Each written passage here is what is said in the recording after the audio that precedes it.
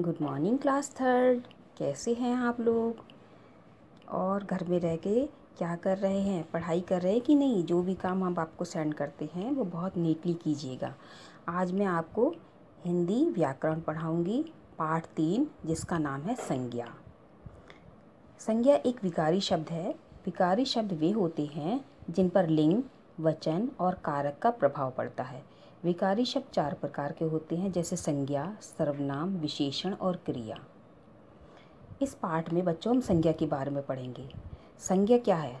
किसी भी प्रकार का नाम, चाहे वो वस्तु का नाम हो, चाहे वो इंसान का नाम हो, चाहे वो किसी जगह का नाम हो, कोई भी नाम जो है वो संज्ञा कहलाता है।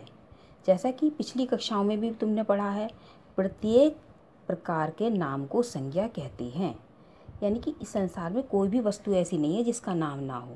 जब हम क्लास में जाते हैं तो ये टेबल है, ये चेयर है, ये बेंच है, ये ब्लैक बोर्ड है, ये चौक है, ये डस्टर है, हर एक चीज़ का एक नाम है।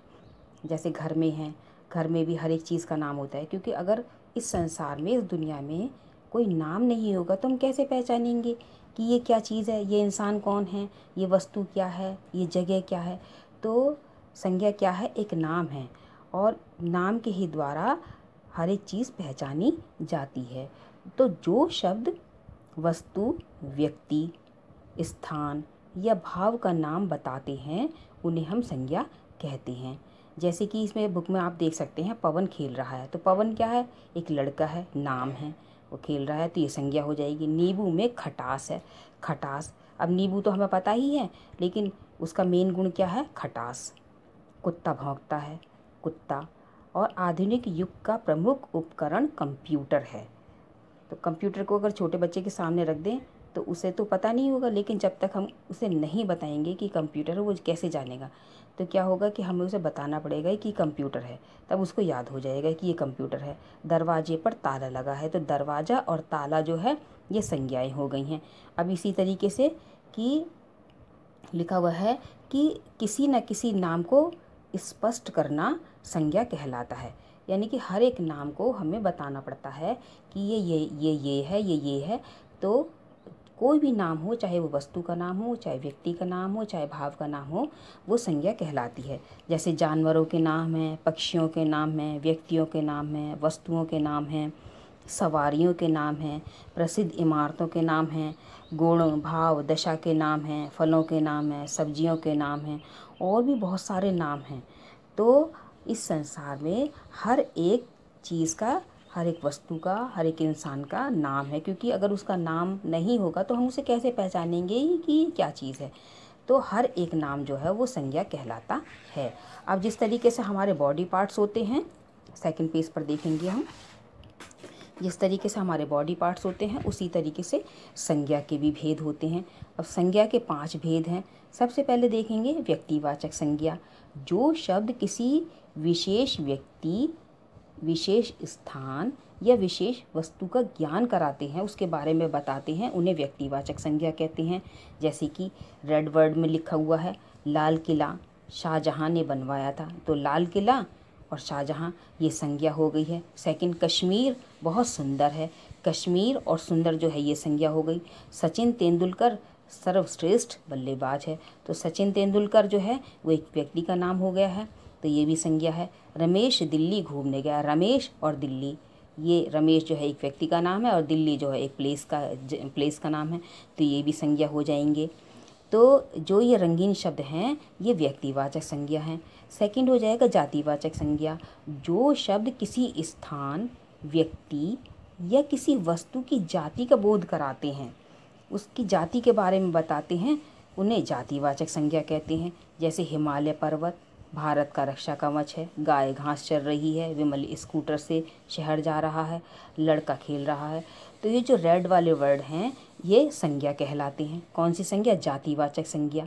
जैसे गाय है, उसकी जाति है, पर्वत है, स्कूटर है, ये सब क्या है? जातिवाचक संज्ञा है। थर्ड हो जाएगा भाववाचक संज्ञा।